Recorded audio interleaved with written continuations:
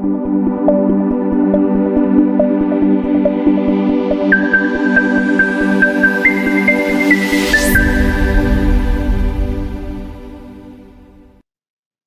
August marks 5 years since the Taliban's return to power in Afghanistan. During these 5 years, the country has witnessed one of the world's most severe human rights crises. Women and girls have been systematically deprived of their fundamental rights, including access to education, employment, freedom of movement, and participation in public life. Journalists, human rights defenders, and civil society have faced increasing repression, while millions of Afghans continue to live under fear and a deep humanitarian crisis. To reflect on these 5 years and discuss the current human rights situation in Afghanistan, we are honored to be joined today by Mr. Richard Bennett, the United Nations Special Reporter on the situation of human rights in Afghanistan. Mr. Bennett has dedicated his mandate to documenting human rights violations, engaging with Afghan victims and civil society, and advocating for accountability and justice. Mr. Bennett, thank you once again for being with us. It's a privilege to have you on Ravi.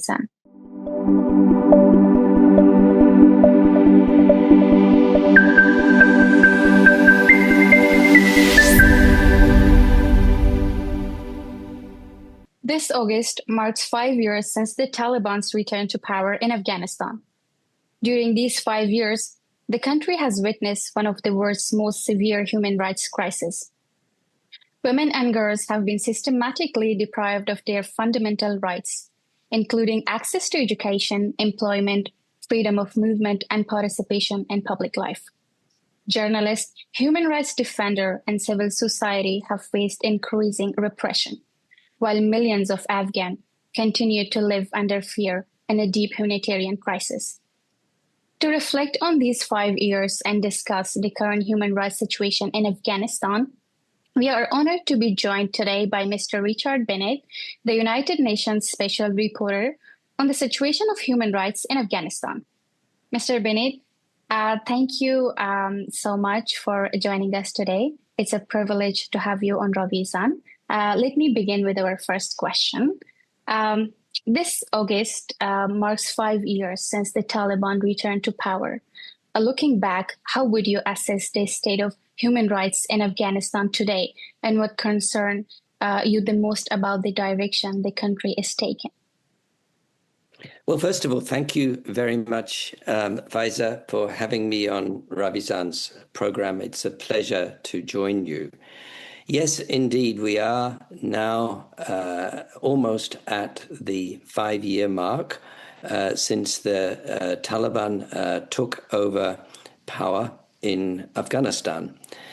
And I think our message has remained the same. Human rights are important for the people of Afghanistan, and that all people are equal, regardless, and have equal rights, regardless of their gender, of their ethnicity, of their level of education, or anything else. Human rights are universal. And what we've seen over the 5 years is a step-by-step erosion of rights. And most attention has rightly, correctly been given to the removal, you can't remove rights, but the lack of respect for the rights of women and girls, starting, for example, in education. Because one of the first things that the Taliban did after they came to power in 2021 was to close schools for girls. They promised to reopen them after a few months. This is for girls beyond 6th grade. Primary school is okay, but beyond primary school, not open. And they failed to open them after a few months. I think it was in March 22 at the beginning of the school year. And I can still remember how that day many girls went to school they showed up to school in their uniforms, expecting that they'd be able to resume. And then within a few minutes, they were told no. And I can remember seeing their faces and seeing them crying because it was so disappointing for them. And it's continued, and it's only gotten worse. Now there are 5 years of missed education for girls above 6th grade. And for a while, it was possible for women to attend university, provided they were segregated from male students. But that closed after a while as well. And then there were some exceptions, for example, for medical education. But by later in 2024, that closed too. And so there are no educational opportunities available now for women and girls. And this is above 6th grade, and this is the only country in the world, including, of course, all the other Muslim majority countries. Yeah. They don't shut this down. So this is very, very serious, a whole generation. And you can just imagine, and so many reach out to me, girls who are suffering a mental health crisis because they're stuck at home and they can't get an education. And their hopes for the future have been dashed. So that's one area. Of course, continuing with women's rights and girls' rights, there's been a big impact on employment. Many jobs are no longer available for women. Women used to be in every profession. They were pilots, they were judges, they were scientists, doctors, of course. They still are doctors, thank God. But many of those doors have closed, and not all, but most of the female jobs in the civil service have closed. Still, it's possible in the private sector for women to work, but there has been a really big impact. There also is an impact on freedom of movement. It's very difficult for women to move around without mahram, and many women don't have mahram. So it even impacts, and one of my recent reports was on access to healthcare. Women turned away from healthcare because they didn't have a mahram, or they couldn't even start going to the clinic because they didn't have mahram. There's been women who've given birth at the doorstep of hospitals because they were not let in the door. So that's another big issue. And I don't want to talk too much, but I think, I and others have come to the conclusion that this is a deliberate, systematic policy to discriminate and persecute women. And we consider that it may amount to the crime against humanity of gender persecution. And in fact, the ICC, International Criminal Court, has issued 2 arrest warrants about 1 year ago for 2 top Taliban leaders for this crime of gender persecution. And many women say that this is gender apartheid. And I join that view because it's the attempt to erase and completely dominate and oppress half of the population. This is not yet an international law, but there are moves to make it an international law. But that doesn't stop it being a fact and being words that we can accurately use. Yeah. So that's on women, and then that's just the start. I mean, the human rights of other groups, ethnic and religious minorities, people who just have a different view and dissent do not agree with the Taliban and express themselves are also, their rights have been violated. Women who protest, men who protest, are thrown in jail, and often they're ill-treated. And despite the Taliban saying there was a general amnesty for members of the previous government's security forces and other civil servants, that is not respected. And there are many cases of retaliatory killings, of arrests, detention, and torture. So overall, the picture is pretty grim. Well, over the past 5 years, do you believe the international community has done enough to respond to the Taliban's human rights violation? Where do you think the global response has succeeded, and where has it fallen short? Well, I don't think the global community has done enough. This is maybe understandable in some respects because there are many other crises in the world, and since the Taliban came back to Afghanistan, we've had the war between Russia and Ukraine. We've had the crisis in Gaza, Iran, Sudan, different countries. So it's understandable that attention does move, but there is, I think, no country where women and girls are treated and they're as badly and their rights are violated as much as Afghanistan. There has been some international attention. Afghanistan's still on the agenda of the Security Council, and it's still on the agenda of the Human Rights Council. I report regularly to the Human Rights Council. I speak to them. They take interest. They issue words of concern and condemnation about the situation, but there is not that much action. There has been a little bit, and you did ask, where there is progress, a little bit in some areas related to accountability.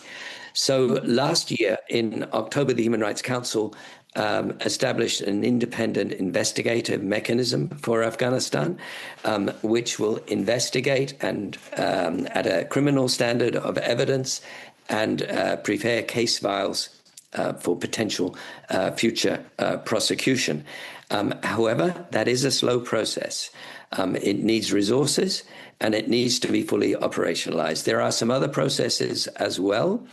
The International Criminal Court I mentioned already has Afghanistan under investigation and has issued 2 arrest warrants. They should continue with those investigations. I know they are, and issue further arrest warrants and undertake prosecutions. There's been an initiative, an action taken by 4 countries, including Australia, as well as Canada, Germany, and the Netherlands, to challenge Afghanistan's under the CEDAW Convention, the Convention on Elimination of Discrimination Against Women. And that challenge could end up in court at the International Court of Justice. And then I mentioned gender apartheid as well. There are discussions going on at the UN in New York to create a new crime against humanity convention, international treaty. And there is advocacy taking place to include gender apartheid as a crime against humanity. At the moment, apartheid is only unlawful, only a crime on the grounds of race. And that's because of the situation many years ago in South Africa, which is where the word was invented. But there is a move to expand that from race to gender. So these are some somewhat positive areas. I think another big concern is that poverty, lack of resources, is an issue in Afghanistan. The country, the people of the country are really suffering because of lack of jobs, lack of income, lack of food, lack of access to clean water, a lot of problems that are faced by a faltering economy and by very big cuts in humanitarian aid and other aid that that were previously given by the international community and are now much less than they were a few years ago. Yeah, well, coming to women and girls' rights in Afghanistan, Afghan women and girls have faced many restrictions on their rights, education, employment, and public life. What concrete actions should governments and international institutions take now to move beyond statements of concern and provide meaningful support? Well, they need to keep up the pressure to reopen schools for girls and at universities as well. At the same time, provide alternative opportunities for girls and women to study, to get educated. And there are some already. There are quite a number of girls and women who are studying online or underground. But this isn't enough. It can never replace a proper education system. One of the other concerns is that it's not accredited. So in many cases, girls can study, but they need a certificate. And what countries can do practically is allow Afghan girls to sit exams in their countries. Now, in Australia, for example, why not allow an Afghan girl to sit the high school diploma in Australia, or I don't know the proper name in Australia? If she can pass it, why not? She should get a certificate, and that would be recognized. The same in other countries as well. Another thing is scholarships. The pipeline of scholarships should be kept up so that Afghan women and young women especially can continue to apply for scholarships and to get visas and to study overseas. Yeah. Well, many human rights abuses have been reported over the past 5 years. But many Afghans feel that those responsible have not been held accountable. What can be done now to ensure justice and accountability? Well, I agree with those people who say that. They should be held responsible and accountable. Unfortunately, Afghanistan has experienced decades of impunity. Impunity means no consequences for wrongdoing or breaking the law. And this has contributed to the ongoing cycles of violence and repression in Afghanistan. If there are no consequences for wrongdoing, some people will continue to do it, will continue to break the law, and there need to be accountability measures. Ideally, that takes place domestically. It takes place in the courts in Afghanistan. But we've not seen much of that for serious human rights violations. So maybe there need to be international measures, and I've outlined those already in response to one of your previous questions. But one additional thing that I'll say is that no one measure is going to work. I am advocating for an all-tools approach. All of these different things. Gender apartheid on its own won't work on its own. Neither will any of these other mechanisms.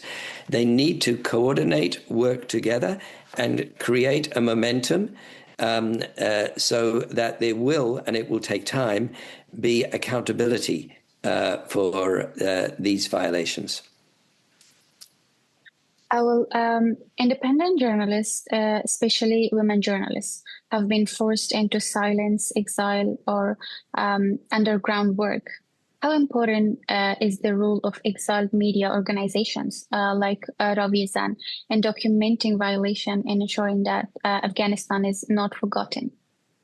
Well, I mean, journalism is fortunately one of the professions where women can continue to work in Afghanistan, albeit under many difficult constraints. But the whole media is under constraint in Afghanistan.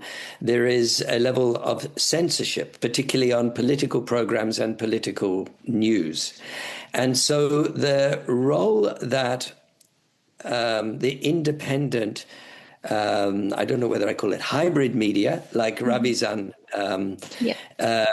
plays, is extremely important in filling an information gap. Access to information is crucial for people to know about the true situation and what is happening in their own country and their own communities. And so where information is controlled and directed in a certain way, the media that is broadcasting externally into Afghanistan can provide information to Afghans. And I know that Ravizan, for example, covers a lot of programs that are relevant for Afghan women. And they listen to and watch Ravizan very much. So I think in terms of the media landscape, and, you know, in many countries we talk about, there are four parts of government. There's a parliament, there's the executive, there's the judiciary, and what we sometimes call the fourth estate is the media. Because it holds power to account and it provides the people with information. So incredibly important for human rights. Yeah. Well, after fall of Afghanistan, many online schools or university, I can say, they start their activity. What do you think about these online institution? Is it useful for the girls who are living inside of Afghanistan? What do you think, and what is your insight about that? And I think I said before, it's very important, but it doesn't replace a proper education system where all students can go to school or to university. It is possible to learn online. I think we all know that, and that the younger generation these days has adapted to learn effectively online, and to use the internet is incredibly important. And the resources, the teaching resources, have been improving over the years. They were not so great during COVID, but I think since then they've learned a lot and they're much, much better. But for that, you need access to a computer or at least a smartphone. You need internet access, and you need electricity. Otherwise, you can't easily participate. So it requires resources. And I think what may be happening is that a certain number of girls and women are able to learn online because they have those resources.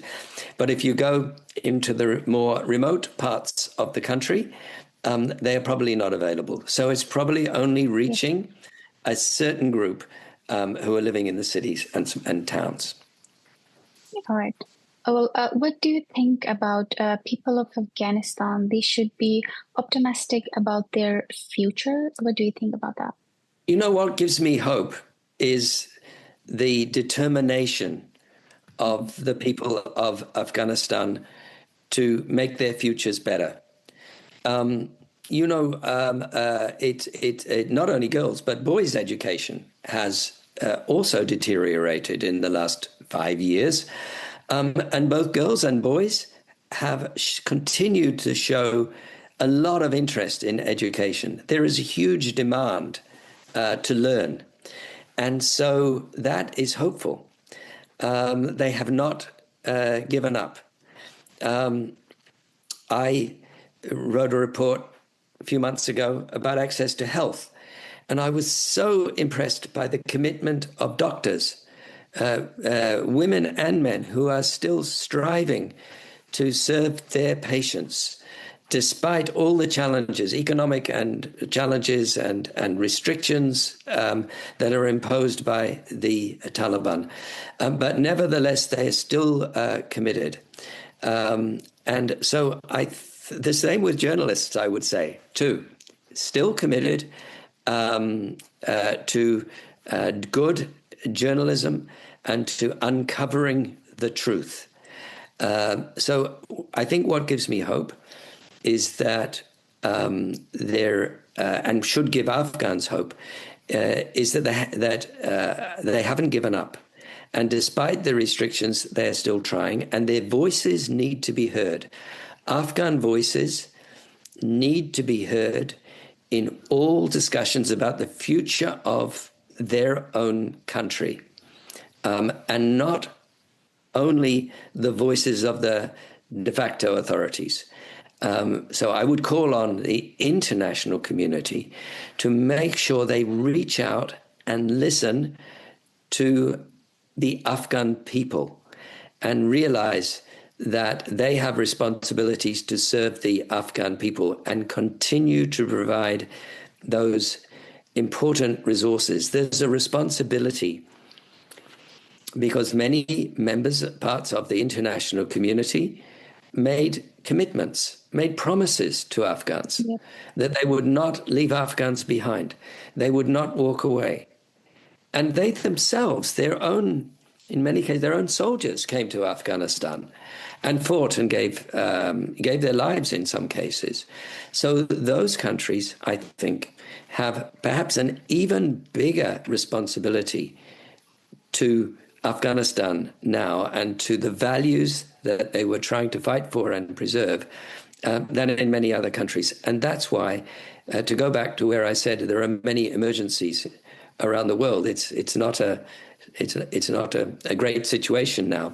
Afghanistan remains special for those reasons, situation of women and girls, and because many countries tried to improve the lives of Afghans, to work with Afghans. They should not leave them behind now. Coming to our last question, as we reflect on 5 years under Taliban's rule, what message would you like to share with the Afghan people, especially women and young people? And what is the one action you believe the international community must take now to help shape a better future for Afghanistan? I think the message for Afghan women in Afghanistan is to continue to seek education and to use the education to enable them to claim their human rights. And the message, and not to give up. And the message for the international community is also not to give up, not to look away, not to normalize what is an unacceptable situation in Afghanistan, not to normalize the Taliban unless and until they significantly improve their responsiveness on human rights, and to not forget Afghanistan, and to continue political attention and resources. Thank you. Well, thank you so much, Mr. Bennett, for joining us today and sharing your valuable insight on the human rights situation in Afghanistan. This was Ravi's special interview with Mr. Richard Bennett, United Nations Special Reporter on the situation of human rights in Afghanistan.